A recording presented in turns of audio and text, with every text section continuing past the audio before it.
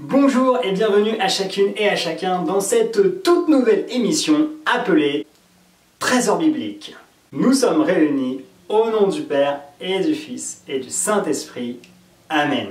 Nous sommes aujourd'hui le mercredi 25 mars, nous sommes le jour de l'Annonciation, le jour où la Vierge Marie reçoit la visite de l'ange Gabriel qui va lui annoncer qu'elle sera la mère du Sauveur Jésus-Christ. Mais nous n'allons pas parler de ça aujourd'hui. Nous allons parler d'une préfiguration de la Vierge Marie dans l'Ancien Testament. Nous allons parler du livre de Judith. Préfiguration, ça va pour tout le monde? T'es pardi, bien sûr, c'est ce qui vient avant la figuration, la préfiguration. Et oui, mais bien sûr, c'est comme par exemple Zidane. Ce qui vient avant, c'est le président de la République. Tu m'as compris, Macron? Ou alors, le préfou par exemple. Le préfou, celui qui vient avant le fou. T'as suivi ou pas? Et oui, en effet, aujourd'hui les femmes sont à l'honneur. Nous allons honorer leur audace, leur vaillance, leur foi, leur perspicacité et leur art de la séduction parfois.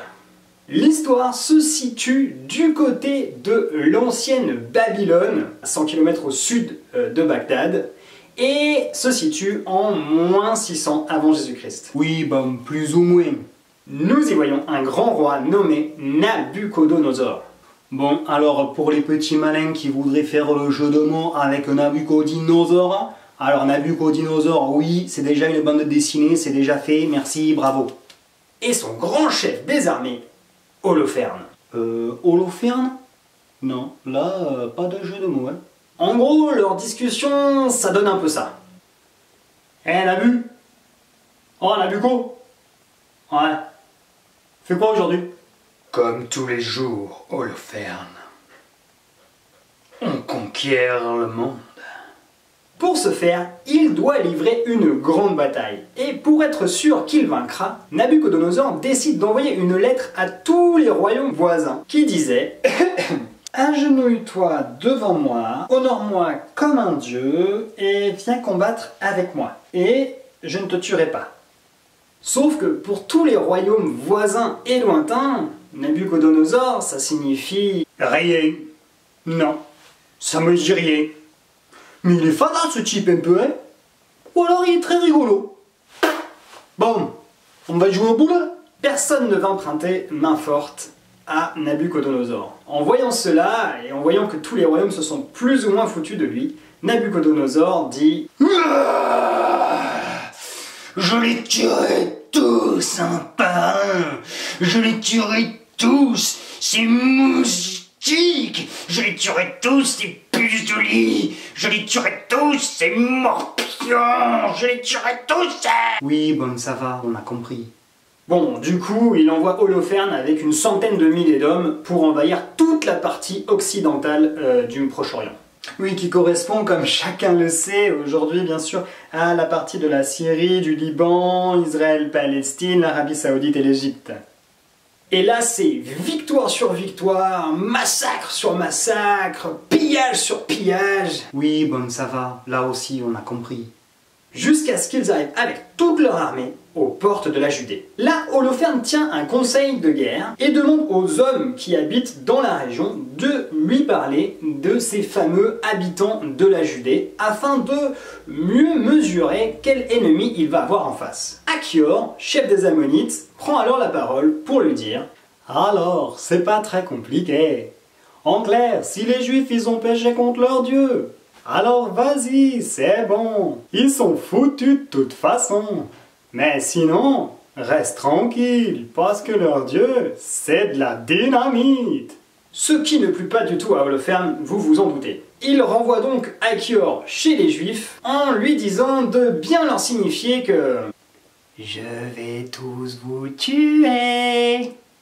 Holoferne commence alors le siège de la ville de Béthulie. En effet, si cette ville tombe, c'est toute la Judée qui s'ouvre devant Holoferne jusqu'à Jérusalem. Mais plutôt que d'attaquer directement Béthulie, Holoferne se contente de bloquer tous les points d'eau afin que la ville elle-même meure de soif et que les habitants soient obligés de se rendre. Du côté des Juifs, habitants de Béthulie, ce fut très rapidement la panique. On va tous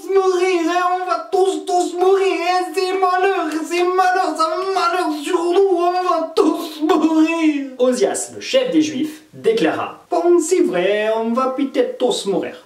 Mais peut-être on laisse 5 jours, hein, 5 jours à Dieu, peut-être il nous sauve. S'il nous sauve, c'est bien. Et s'il nous sauve pas, on va tous mourir. C'est à ce moment de l'histoire qu'apparaît Judith. Judith était... Bon, ok, je vous la fais courte. En gros, je suis hyper méga canon. Voilà. Je suis veuve. Je suis un petit peu riche parce que mon défunt mari a eu la décence de me laisser un petit peu d'argent de côté. Voilà. Autre chose, j'adore mon Dieu de tout mon cœur, de toute mon âme et de toute ma force. Et je déteste, mais je déteste qu'on le mette au pied du mur. Elle va convoquer les anciens du village et le chef et clairement leur faire comprendre que je déteste qu'on le mette au pied du mur. Oh, dis donc, elle parle bien la tiotte, hein. Beaucoup de sagesse, oui, d'intelligence aussi, bien sûr, bien sûr. Elle a son petit bout de caractère, hein, quand même. Oh oui. Mais elle est drôlement jolie, hein. Drôlement jolie.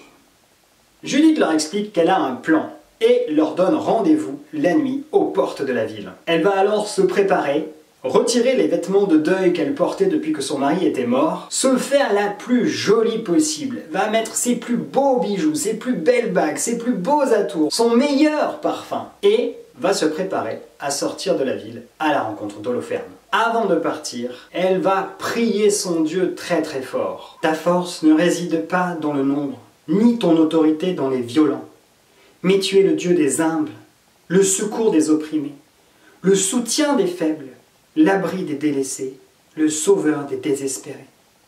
Oui, oui, Dieu de mon Père, Dieu de l'héritage d'Israël, maître du ciel et de la terre, créateur des eaux, roi de tout ce que tu as créé, toi, exauce ma prière. Elle va sortir du camp avec sa servante et va se rendre au camp ennemi. Là, elle va se faire intercepter par des gardes et elle va leur expliquer qu'elle veut se rendre à Holoferne et le servir. Ainsi, elle pourra lui montrer comment mieux battre les habitants de Béthulie, comment mieux traverser la montagne, s'ouvrir la Judée pour aller jusqu'à Jérusalem. Les gardes vont donc la conduire jusqu'à Holoferne. Mais là, tout le camp est déjà saisi par sa beauté. Tout le monde n'arrête pas de parler d'elle. Elle n'est pas encore devant Holoferne, que Holoferne entend comme un grondement dans le camp, tellement tout le monde se rassemble autour d'elle pour admirer la beauté de cette femme juive. Je vous ai pas menti, hein. Je suis hyper méga canon. Elle va alors rencontrer Holoferne. Holoferne va être saisi par la beauté de cette femme, mais pas seulement, par son intelligence et par sa sagesse. Holoferne, ne se sentant plus, lui tint à peu près ce langage. Si votre ramage se rapporte à votre fromage... Non. T'inquiète, petite. Avec moi, tu seras en sécurité. Je vais veiller personnellement sur toi. Du coup, Judith négocie. Elle obtient de rester 3 jours dans le camp, le temps de trouver le moment propice pour attaquer les Juifs. Le 4e jour, Holoferne donne un grand banquet et veut absolument que Judith soit là pour participer à ce banquet. Judith accepte, ne se sentant plus, Holoferne boit peut-être un peu plus que de raison. Non, non, pas du tout. J'ai même pas trop bu. Non, je sais très bien ce que je fais. Et je suis... À la fin de la petite fête, tous les invités s'en vont. Il ne reste qu'Holoferne dans sa tente, avachi sur son lit, et Judith. Judith s'approche alors d'Holoferne, prend l'épée de ce dernier, et afin d'éviter la violence de la scène qui va suivre, nous avons préféré l'imager. Alors là c'est Holoferne, et là c'est la tête d'Holoferne, et hop, la tête d'Holoferne.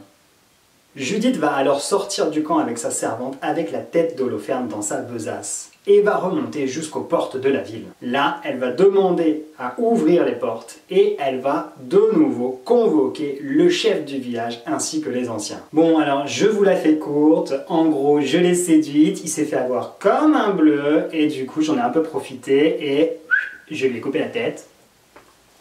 Que voici. Oh, crémin Dieu, je savais bien qu'elle était forte, la petite. Holoferne, il en a perdu la tête. Et puis quand même, hein, qu'est-ce qu'elle est jolie.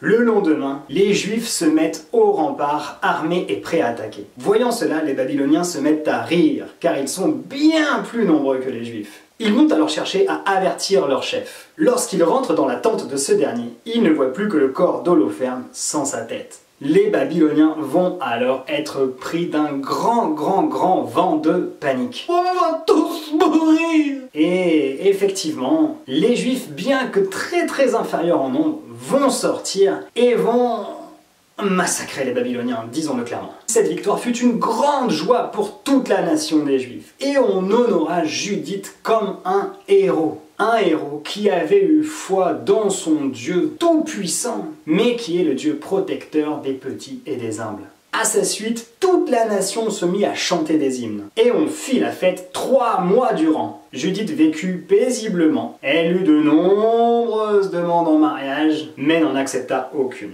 Elle affranchit sa servante et mourut en paix. Merci à chacune et à chacun d'avoir suivi cette petite histoire, c'était une première, alors n'hésitez pas à lâcher un petit commentaire. Que Dieu vous bénisse et vous garde, qu'il fasse resplendir sur vous son visage, vous accorde sa grâce et vous donne sa paix. Au nom du Père et du Fils et du Saint-Esprit.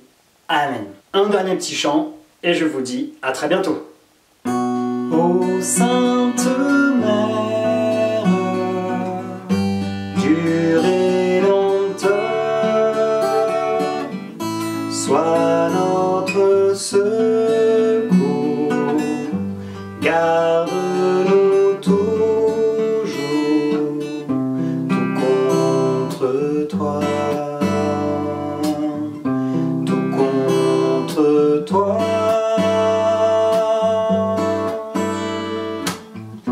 Ô Sainte Mère du Rédempteur, sois notre secours, garde-nous toujours, tout contre toi, tout contre toi. Ô Sainte Mère du Rédempteur, sois notre secours, garde-nous toujours, tout contre toi, tout contre toi.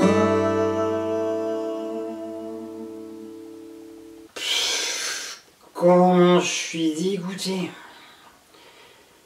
C'est promis, demain j'arrête de boire.